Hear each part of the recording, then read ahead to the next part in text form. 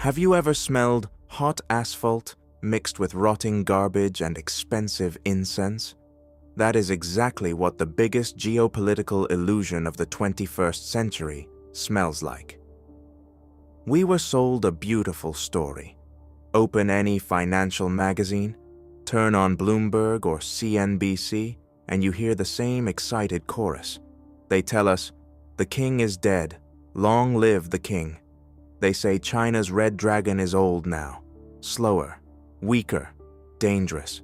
But don't worry, they found a replacement. They found the elephant, a huge, powerful, democratic Indian elephant that is supposedly ready to carry the entire global economy on its back into a bright new future. They tell us this is India's century. Investors on Wall Street are moving money from Shanghai to Mumbai like people running toward gold. Tim Cook opens shiny new Apple stores in Delhi with that perfect Hollywood smile, promising your next iPhone will be made here, in the world's biggest democracy. Politicians in Washington and London shake hands with Narendra Modi, treating him like the new savior of free markets and the perfect counterweight to Beijing. But this is a lie, a giant illusion, a desperate fantasy created by the West, because the West urgently needs a new cheap factory and a new giant consumer market. They want India to be the answer so badly that they ignore reality. And reality is brutal. If you leave the air-conditioned conference rooms of Bangalore and walk into the streets, you are not hit by the wind of progress. You are hit by chaos. India is not China in the 1990s, preparing for takeoff. It is something completely different. China built roads before factories. China taught farmers to read before putting them behind machines. China used the iron hand of the party to crush disorder and create a clean environment for business. India is trying to build a skyscraper on a swamp without draining the swamp first. Look at the numbers nobody likes to mention in Davos. India's GDP per person is still around 5 times lower than China's. 5 times. That is not a small gap. That is a canyon. You cannot jump over it with slogans like "Made in India." What we see is a country where a space program exists next to medieval superstition, where billionaires build private 27-floor palaces beside slums without sewage. This is not the foundation of a superpower. It is a powder keg of inequality, and someone has already lit the match. Look up, far above the noise, above the traffic, above the smoke and the endless crowds. Look into space, where the Indian flag flies with pride. The whole world remembers that moment. The landing module of Chandrayaan-3 touched the moon's south pole, and suddenly the headlines were everywhere. India has arrived. A new space giant. A technological miracle on a budget smaller than a Hollywood movie. People loved repeating one fact. The mission cost less than the film Interstellar. It sounded perfect, efficient, smart, proof of Indian genius. Delhi stood taller after that. Leaders talked about building their own space station, sending astronauts into orbit, competing with the biggest powers on Earth. It looked like the future had already arrived. But that is only the front wall, a bright, polished, chrome-covered wall built by PR teams and television cameras. Now move the camera down, fast, from the moon to the street, from satellites to sidewalks, from national pride to daily survival. What do you see? Not innovation, not futuristic cities. You see open sewage canals cutting through neighborhoods like infected wounds. You see hundreds of millions of people in 2026 starting their day by searching for bushes, empty land, or railway tracks because there is no toilet at home. Think about that. A country that calculates rocket trajectories cannot build basic sanitation for its own people. That is not poverty. That is civilizational absurdity. How can you launch satellites and still fail to build a sewer pipe that survives one rainy season? Because the space program is not the foundation. It is the curtain. The the most expensive curtain in modern history. It is techno-nationalism, an emotional drug designed to make hungry people feel proud that their rocket flies higher than their neighbors, while their own children play next to toxic waste. India still has a job that sounds like something from the Middle Ages: manual sewer cleaners.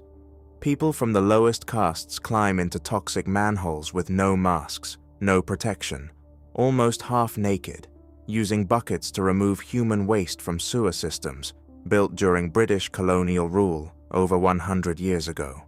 They die there, from poisonous gas, from infection, from sepsis, in darkness, under the feet of people watching another rocket launch on their smartphones. This is medieval life with nuclear weapons, cyberpunk in the worst possible version, high-tech and low-life pushed to the extreme. The government talks about smart cities, full of sensors, cameras, and digital systems. But the first heavy monsoon turns those smart cities into rivers of sewage. Drainage systems fail. Plastic blocks the pipes. Floodwater mixes with human waste. People walk waist-deep through that poison, trying to save their furniture, while television presenters talk about the greatness of India's digital economy. This is not progress, it is national schizophrenia.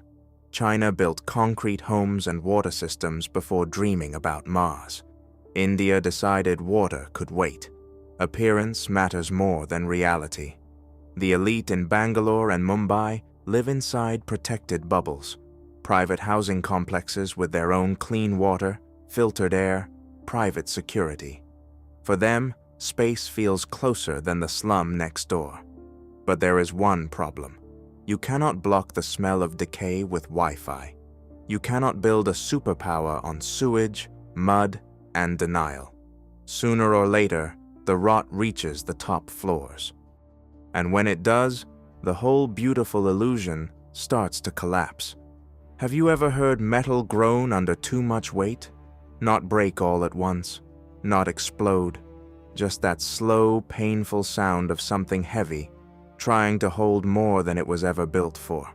That is the real sound of India in 2026. If you want to understand why the Indian economy will not become the next China, don't look at stock market charts.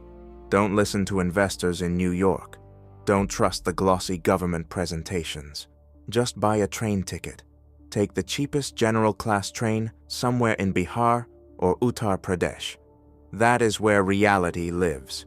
Indian Railways is not just transportation. It is the bloodstream of the country. And that bloodstream is clogged. Terminal stage thrombosis. Yes, they show you beautiful ads for shiny new high-speed trains like Vande Bharat Express. White, clean, aerodynamic. They look like Japanese bullet trains. They are designed to impress investors and tourists, but they are only a drop in an ocean of rust, a moving showroom. The real India runs on endless metal monsters, built from designs that belong to the middle of the 20th century. Old trains crawling at 40 kilometers per hour on tracks laid during British colonial rule. Think about that. The British left almost 80 years ago, but their steel is still holding the country together, and that steel is rotting. Every year, India sees hundreds of railway accidents, not rare disasters. Routine, normal life. Trains derail because tracks were not replaced for decades. Wooden sleepers turn to dust. Signal systems still feel like they belong to the telegraph era. This is not infrastructure. This is survival by habit. Now imagine the inside of one of those trains. A wagon built for 70 people carries 300. People hang from the doors. They sit on roofs. They sleep near toilets. They fight for standing space. In that kind of crowd, human life loses value. You stop being a person. You become biomass. And this problem is not just for passengers. Try moving cargo from Mumbai to Delhi. That should be simple. It becomes a business nightmare. A shipping container can take 2 weeks to travel that distance. 2 weeks. In that same time, a ship from Shanghai can reach Europe. Freight trains wait for days, giving priority to passenger routes. Containers disappear into bureaucratic black holes. Dispatch systems turn into Bermuda Triangles. Nothing moves when it should. Everything costs more. Logistics in India consumes around 14% of GDP. 14% of national wealth burned in diesel smoke, delays, broken schedules, and bribes. In developed countries, that number is closer to 7 or 8%. That difference is not small. It is a hidden tax, a tax on dysfunction. It means every Indian product starts the race, already tired, already expensive, already losing against Chinese competition. And then we reach the roads. Ah, the roads. This is where the metaphor becomes perfect, because India is trying to run a marathon with broken legs.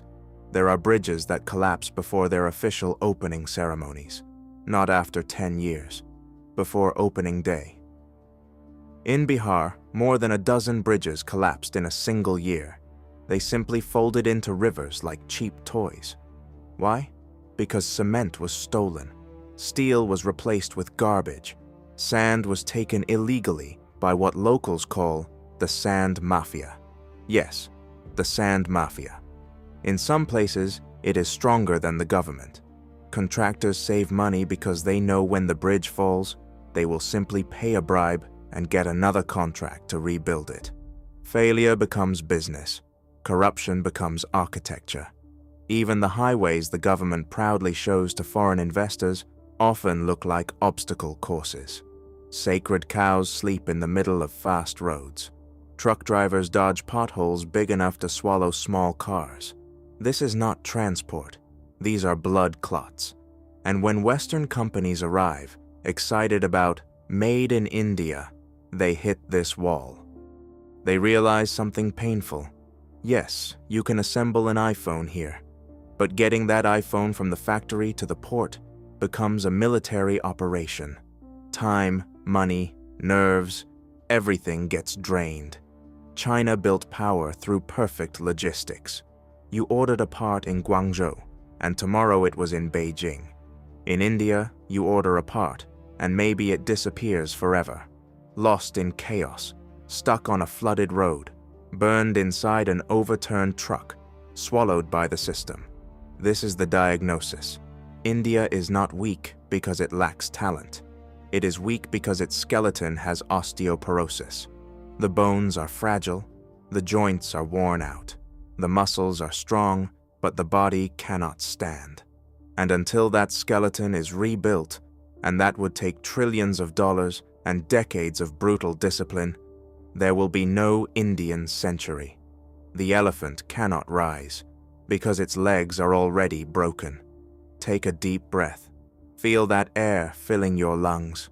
Now appreciate how simple that moment is, because for millions of people in India, breathing itself has become a daily form of Russian roulette. Welcome to Delhi, the capital city that wears the title of the world's most polluted megacity, not like a warning, but like a permanent layer of dust on its skin. If you arrive here in winter, during the season people call the Great Smog, you do not see a city. You see a gray chemical blanket hanging over everything. Skyscrapers disappear. Temples disappear. Slums disappear. Day and night begin to look the same. The sun becomes a weak orange circle, like a dying light behind dirty glass. The AQI, the air quality index that makes people in London or New York nervous when it goes above 50, here regularly jumps to 500, 700, sometimes even 999. At that level, the machines almost stop making sense. They were not built for air this thick. Breathing in Delhi in November is like smoking 2 or 3 packs of cigarettes a day. Even if you are a newborn baby, that is not dramatic language. That is medical reality. Doctors show the lungs of 20-year-old non-smokers, and they look like the lungs of miners who spent 50 years underground. Black, damaged, dying. This is a gas chamber the size of a subcontinent, and the irony is brutal. India wants to become the world's office. the place where global business moves. But foreign diplomats and top executives shorten their trips to Delhi because they do not want their children growing up with asthma. That is what I call environmental apartheid. The rich buy survival. They buy industrial air purifiers from brands like Dyson and Philips. They turn apartments into sealed bunkers. They drive in cars with filtered cabins. They send children to elite schools where the air is cleaned like drinking water. But the poor, the rickshaw drivers, the street vendors, the construction workers, they live outside. They sleep outside. They inhale the entire periodic table. They are the living filters of this economic miracle. Their lungs pay the real price of GDP growth. So where does all this poison come from? From the cost of dirty, chaotic industrialization. Millions of ancient diesel trucks that should have been destroyed 20 years ago. Thousands of brick factories using methods from the 19th century. Construction dust from endless building projects with zero protection. And then there is the annual ritual of burning fields. Farmers in nearby states like Punjab and Haryana burn crop residue because they cannot afford machines to remove it. That smoke mixes with fog and exhaust and creates a toxic blanket that suffocates North India for months. Every year, the government declares war on pollution. Schools close. Truck traffic gets restricted. Roads are sprayed with water. But this is like trying to stop a forest fire with a toy water gun. Compare that with China. Before the Olympics, Beijing faced a similar crisis. The government moved factories, banned coal, forced electric vehicles. Hard, authoritarian, brutal, but effective. The sky over Beijing changed. India cannot do that. Its loud democracy traps it in endless paralysis.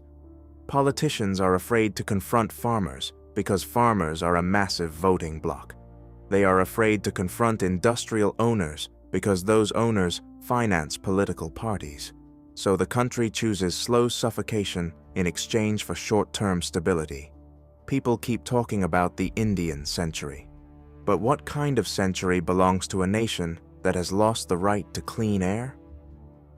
Life expectancy in India drops by 5 years on average because of pollution. In some regions, the loss reaches 10 years. This is not development. This is a slow-motion sacrifice of your own population for GDP numbers. But GDP does not cure lung cancer. Excel spreadsheets do not treat respiratory failure. Investors talk about market potential, but they forget one column in their calculations: the price of human life. And here, that price often feels close to zero. But air is only the beginning. Now let's talk about water, because India is not just choking, it is drying from the inside. The country's very name comes from the Indus River. Water is sacred here. Water is worshipped. And yet modern India stands on the edge of one of the greatest water disasters in human history. We all know the image. People standing waist-deep in the holy waters of the Ganges River, washing away their sins. A powerful spiritual symbol. But zoom in, look closely. That is not pure sacred water flowing from Himalayan glaciers. It is brown, oily, poisoned. It smells like industrial death. The Ganges, Mother Ganga, the sacred artery of Hindu civilization, has become the longest open sewer in the world. Every day, enormous amounts of industrial waste are dumped into it. Leather factories in Kanpur release chromium and arsenic. Pesticides flow from farms. And worst of all, untreated human waste from hundreds of cities enters the river directly. In some places, fecal bacteria levels are 3,000 times above safe limits. 3,000. Swimming there is not spiritual cleansing. It is an invitation for cholera, typhoid, and hepatitis. But belief is stronger than fear. Millions still drink from it. Because faith says holy water protects. Reality says bacteria do not care about faith. Then there is the Yamuna River in Delhi. Every winter, strange photos go viral. Women in bright saris standing in what looks like white snow. People outside India think it is some surreal weather event. It is not snow. It is toxic foam. A chemical blanket made of phosphates, ammonia, and industrial detergent. Poison disguised as beauty. And people still step into it to pray. They perform rituals inside chemical waste, like standing inside a cup of toxic cappuccino and asking the gods for blessings. The government launched huge cleanup programs like Namami Gange. Billions of dollars were promised. But like the water itself, much of that money disappeared into the sand of corruption, lost in contracts, kickbacks, and endless bureaucracy. And still, the river remains sick. But dirty water is only half the nightmare. The real terror begins when there is no water at all. India is drinking itself to death. It is the world's largest consumer of groundwater. Farmers drill deeper and deeper. 100 meters, 200 meters, half a kilometer underground. They are draining aquifers that took thousands of years to form, in a single generation. And those aquifers are collapsing. Even satellite data has shown the terrifying truth. Under northern India, the earth is becoming hollow. 21 major cities, including Delhi, Bangalore, Chennai, and Hyderabad, are racing toward what experts call Day Zero. The moment when the taps stop forever. No more water, no more normal life. We already saw a preview in Chennai in 2019. People fought with knives for buckets of water from tank trucks. Office workers at major tech companies could not shower for weeks. Restaurants closed. Hospitals delayed surgeries. Water became more valuable than gold. And from that crisis, a new power grew. The water mafia. This is not a metaphor. These are real criminal networks. They control wells. They steal water. They sell survival. If you cannot pay for the tanker, you do not drink. In some places, the state no longer rules. The person with the water truck rules. The person with the faucet becomes king. India is also exporting its own destruction. Rice and sugarcane, two of its biggest agricultural products, require massive amounts of water. When India exports them, it is exporting invisible water. Every bag of basmati rice sent to Europe or the Middle East carries thousands of liters of Indian water that will never return. It is a thirsty country selling its blood. Conflicts over rivers already tear states apart. Karnataka and Tamil Nadu have fought for decades over the Kaveri River. Farmers block highways. Buses burn. People kill each other for the right to open a canal gate. And this is only the beginning. Because when Himalayan glaciers shrink faster, when monsoons become more unpredictable, when climate change turns stress into collapse, this stops being politics. It becomes war. A nation cannot become a superpower while fighting over drinking water. The Indian century cannot rise in a desert. A giant on clay feet does not fall only because of economics. Sometimes it falls because it simply runs out of water. Look into the eyes of a crowded Indian street. What do you see? Hope? Energy? Ambition? A young nation ready to conquer the world? That is what the reports tell you. That is what economists from the World Bank and the International Monetary Fund love to repeat. They call it the demographic dividend. It sounds beautiful. China is getting old. Japan is already old. Europe is tired. But India? India is young. The average Indian is only around 28 years old. That is 10 years younger than the average American and almost 20 years younger than the average Japanese. On paper, this looks like a jackpot. A young population means workers. Workers mean factories. Factories mean growth. Growth means power. Simple, at least in theory. But reality is not a spreadsheet. Reality is much uglier, because youth is not automatically a blessing. Youth is fuel, but only if you have an engine. And India has millions of young people, but not enough machines, not enough jobs, not enough roads, not enough factories, and not enough future. That is how a dividend becomes a bomb. Every single month, around 1 million young people enter India's labor market. Think about that. Every month, 1 million new people needing work. 1 million hungry, ambitious, frustrated young men and women who need money for food, rent, medicine, school fees, and the same smartphones they see in advertisements. But the economy cannot absorb them. Maybe half, maybe less. The rest are left outside. Official youth unemployment in cities is already above 20%. The real hidden unemployment is far worse, 40%, maybe 50%. Half a generation standing still before life even begins. Imagine the psychological violence of that. You study, you wait, you believe your parents. They tell you education is the ladder. You climb, and at the top, there is no door, only a wall. We saw one perfect example. The Indian railway system announced around 35,000 low-level government jobs. Not prestigious jobs, not glamorous. Basic positions. Helpers, cleaners, switch operators, maintenance workers. Salary? Around $200 a month. How many applications arrived? Not 10,000, not 100,000. 12 million people applied. 12 million. Among them were engineers, science graduates, people with university degrees willing to sweep train platforms just for stability. This is not competition. This is Darwinism. This is survival. This is a country where higher education often becomes a factory for disappointment. India's education system produces diplomas faster than it produces real skills. Thousands of private colleges appear everywhere, like mushrooms after rain.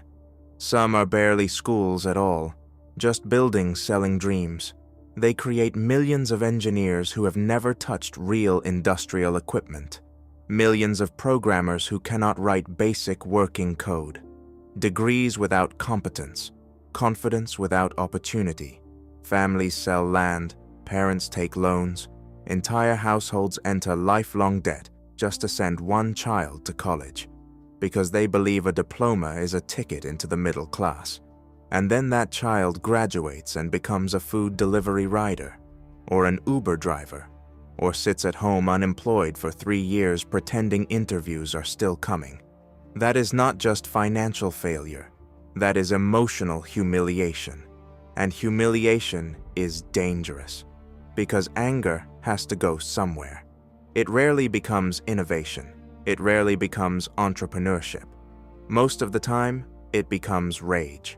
Young, unemployed men are perfect fuel for populist politicians, perfect recruits for religious extremists, perfect soldiers for street violence. They burn buses. They attack minority neighborhoods. They smash stores.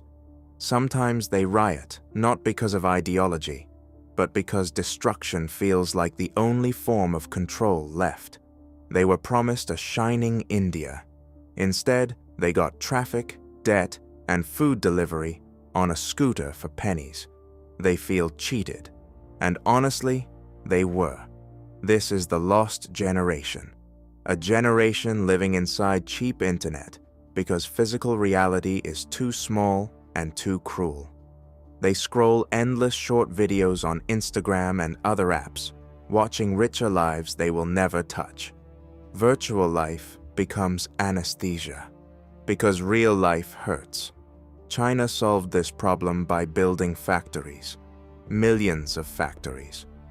It took young people from villages and pushed them into industrial work, hard work, boring work, but real work.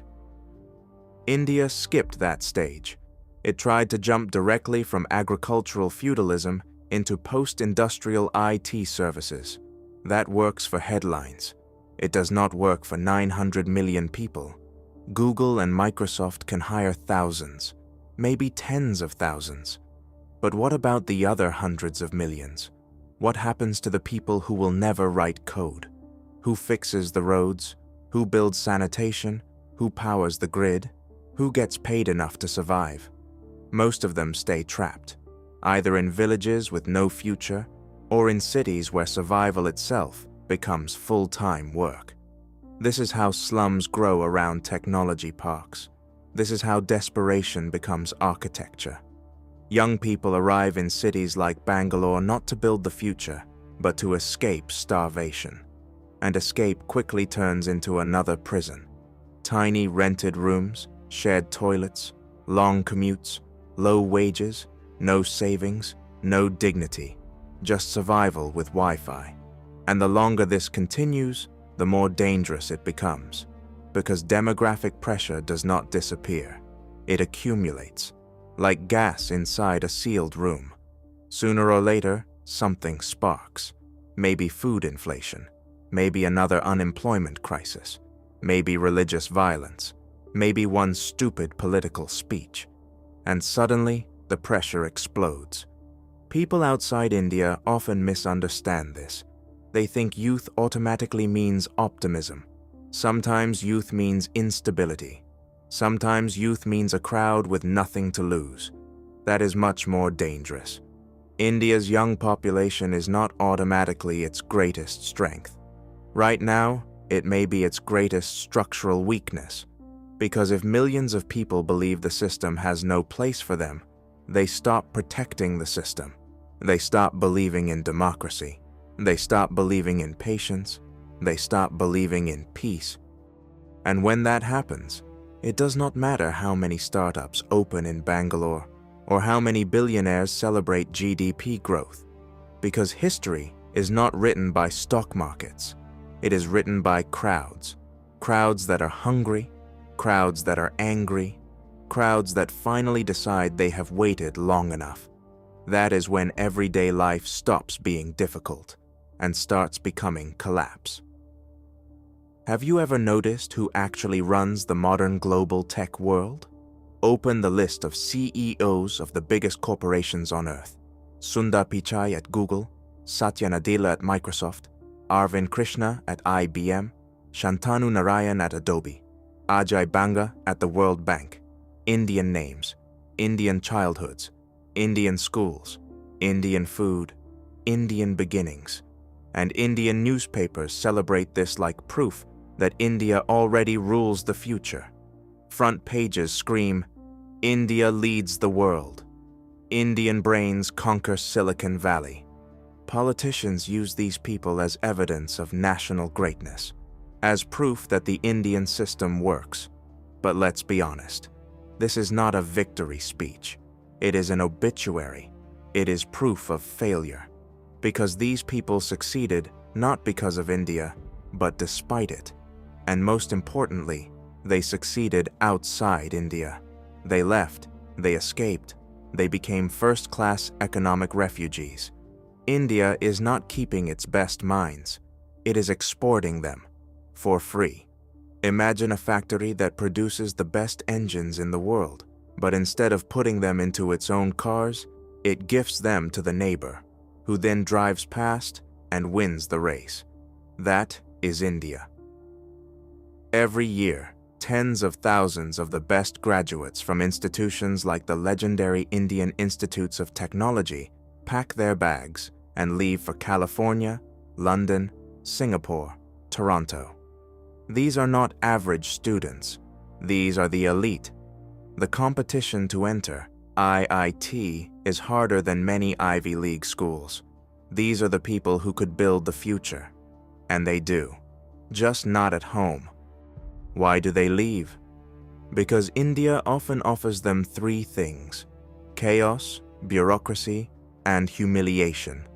Even a successful engineer in Bangalore may spend 3 hours a day in traffic, breathing poisoned air, paying bribes, worrying about safety, fighting the system for basic dignity.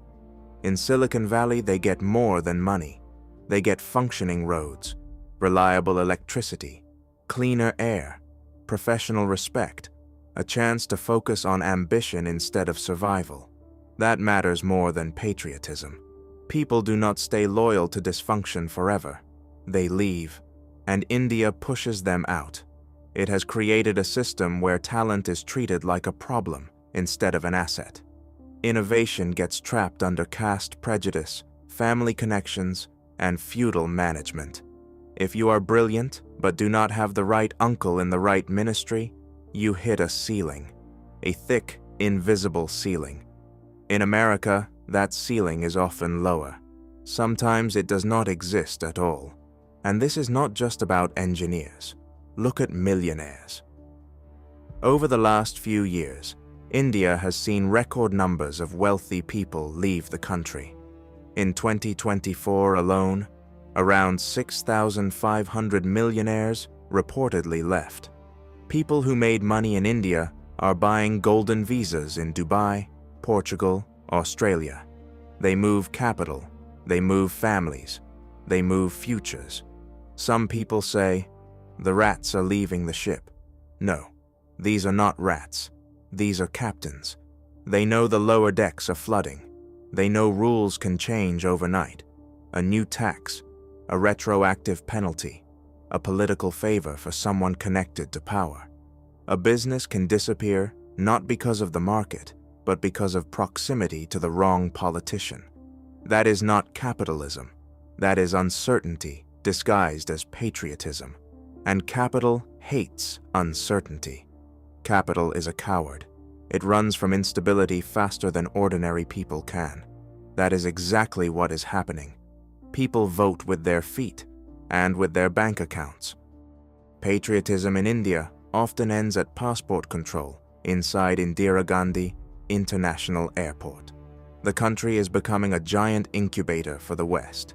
India spends its limited resources training doctors, engineers, scientists, and then gifts them to America and Britain. This is colonialism in reverse. Before, the empire stole resources from the colony by force. Now the colony sends its most valuable resource willingly, hoping someone will take it. Brains, talent, human capital. And while Sundar Pichai presents the future of artificial intelligence in San Francisco, his hometown may still be dealing with blackouts because a 30-year-old transformer failed. That is the real price of this greatness. Greatness for export, decay for domestic use.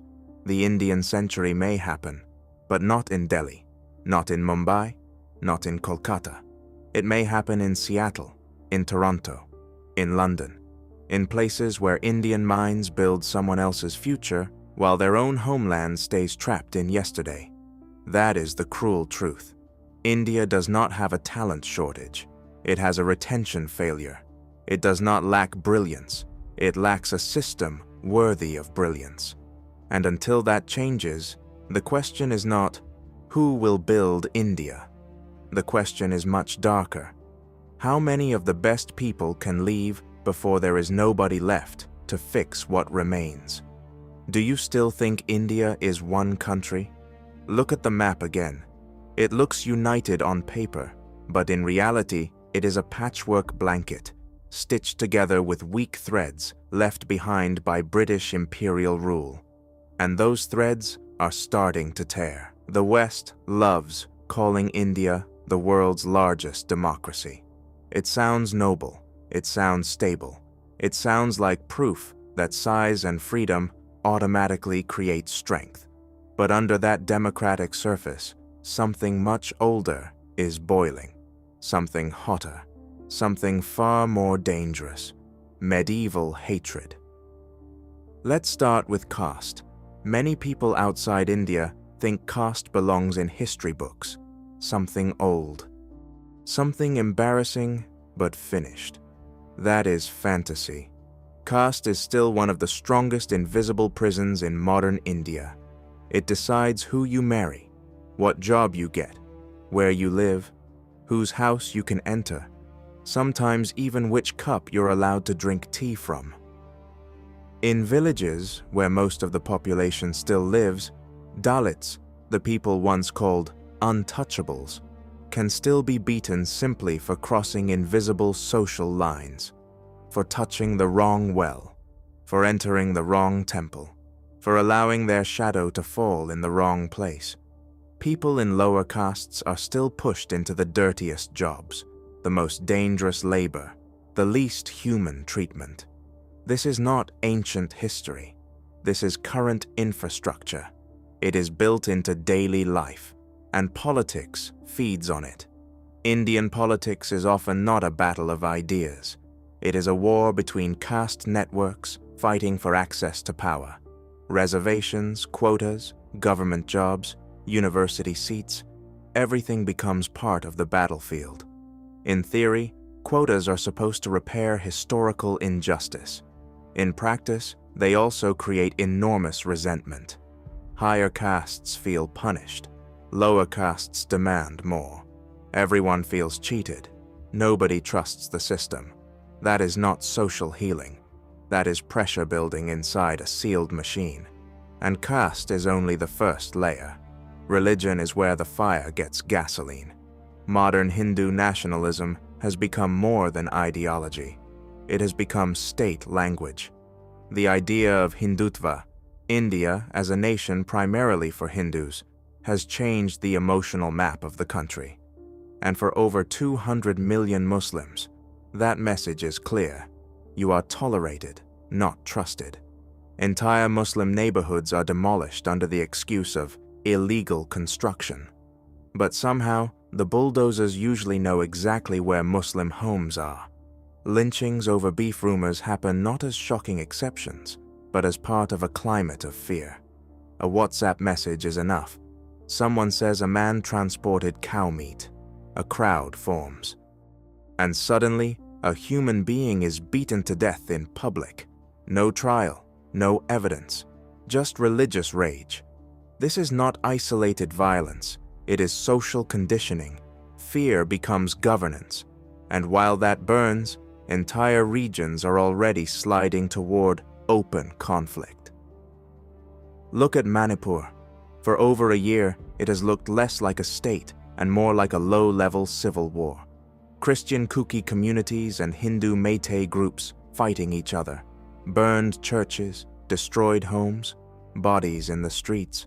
Thousands of displaced people living in camps. And this is happening inside a nuclear power. The army struggles to restore order. The government speaks carefully. But reality does not care about official statements. Reality is blood.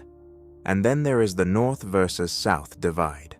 This may be the most dangerous fracture of all because it hides behind economic language. Southern states like Tamil Nadu and Kerala are wealthier, more educated, more industrialized. They often feel like they are carrying the country. The North, poorer, more crowded, more religiously radicalized, is seen as a permanent burden. And many people in the South ask a simple, angry question. Why are our taxes paying for their dysfunction? Why are our roads sacrificed for their politics? Why does our money build temples in Ayodhya instead of schools here? This is not casual frustration. This is quiet separatism. People in Delhi do not like talking about it, but it hangs in the air. The fear that India could one day repeat the fate of Yugoslavia or the Soviet Union, just on the scale of more than 1 billion people. That would not be collapse. That would be planetary shock. Religious processions turn into riots. Mosques stand across from temples like enemy fortresses. Internet blackouts become normal. Curfews stop factories. Local violence becomes national risk. And investors notice. Investors love one word above all else: stability. But what stability exists when any city can suddenly become a battlefield? When internet access disappears for a week? When transport stops because a mob blocked the roads? When a factory shuts down because the workers belong to the wrong community? Capital is not brave. Capital runs from fear. And it sees exactly what many headlines try to hide. India is unified mostly on maps and speeches. In reality, it is a volcano. And that volcano is already erupting. The lava is caste hatred, religious revenge, regional resentment, historical humiliation, and political leaders keep feeding it because division is profitable during elections. They mobilize voters by teaching them who to hate. Short-term victory, long-term national suicide. That is the tragedy. The same divisions that help win power also destroy the foundation that power stands on. You cannot build a superpower on permanent internal warfare. You cannot promise investors stability while neighborhoods prepare for riots. You cannot lead the world while your own citizens fear each other more than foreign enemies. People talk about India becoming the next China. But China's rise was built on brutal internal control and ruthless unity of direction. India is trying to rise while fighting itself in every direction at once. That is not ascent. That is fragmentation. A giant standing on clay feet is dangerous enough. But when the ground itself begins to shake with hatred, collapse stops being a possibility. It becomes a schedule. And when that collapse comes, it will not look like one dramatic explosion. It will look like something slower. Cities turning inward, states refusing cooperation, communities arming themselves, trust disappearing, institutions hollowing out, and one day, people realizing too late that the country they thought was permanent was actually held together by fear, habit, and denial. That is how nations break, not from one enemy outside, but from millions of small wars inside. And now we arrive at the final chapter, the last page of a story that was supposed to be a bestseller about the next great economic miracle, but instead became a warning. In physics, there is a word, entropy. It means disorder. The natural law that says chaos always grows unless enormous force is used to stop it. And India, in 2026, is the perfect example of entropy winning. Chaos defeating structure, noise defeating signal, mass defeating meaning. People love comparing India to China. They say China had its miracle, now it is India's turn. But they forget something important. China's rise was built on ruthless order, sometimes cruel, sometimes inhuman, but absolutely disciplined. When the party said, "Build," mountains moved, rivers changed direction, entire cities appeared from empty land in a few years. It worked because the machine worked. Every part moved in one direction. India chose a different road. The West likes to call it managed chaos. It sounds romantic, flexible, creative, democratic. But chaos cannot be managed. That is the whole point of chaos. It eats plans. It destroys strategy. It turns long-term vision into political theater. That is why the Indian century ended before it even began.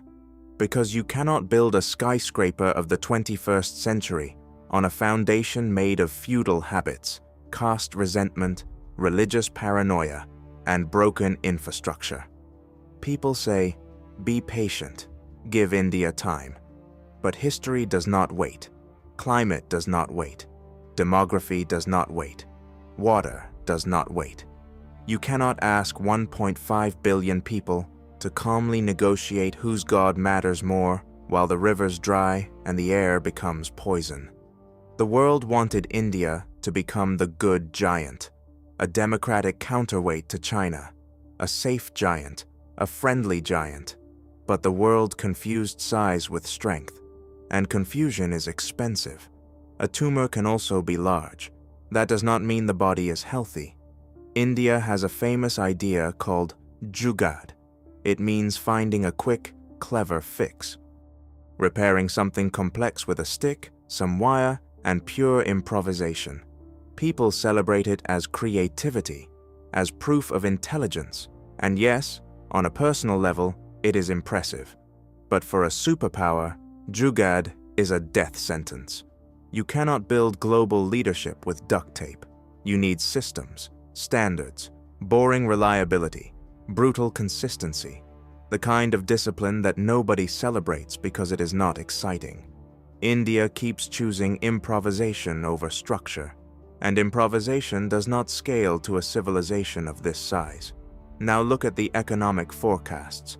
By 2050, they say India could become the world's largest economy. Beautiful charts, perfect upward lines. But those charts are drawn with rulers. Reality is not linear. Reality breaks, and India is approaching the break.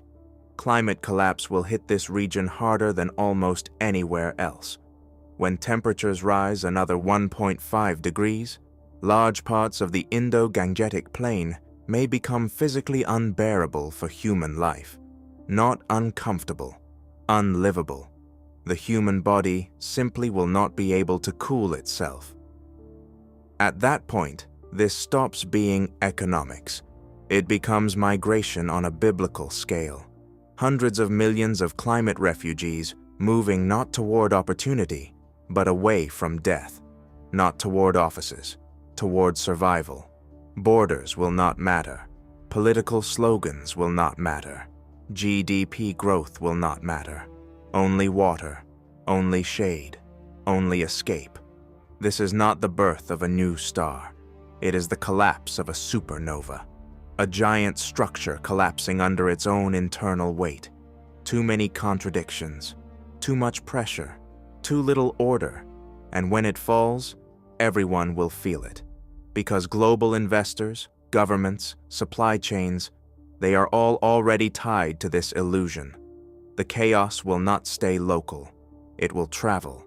It will become everyone's problem. Chaos wins because order is expensive. Order demands sacrifice, discipline, patience, shared purpose.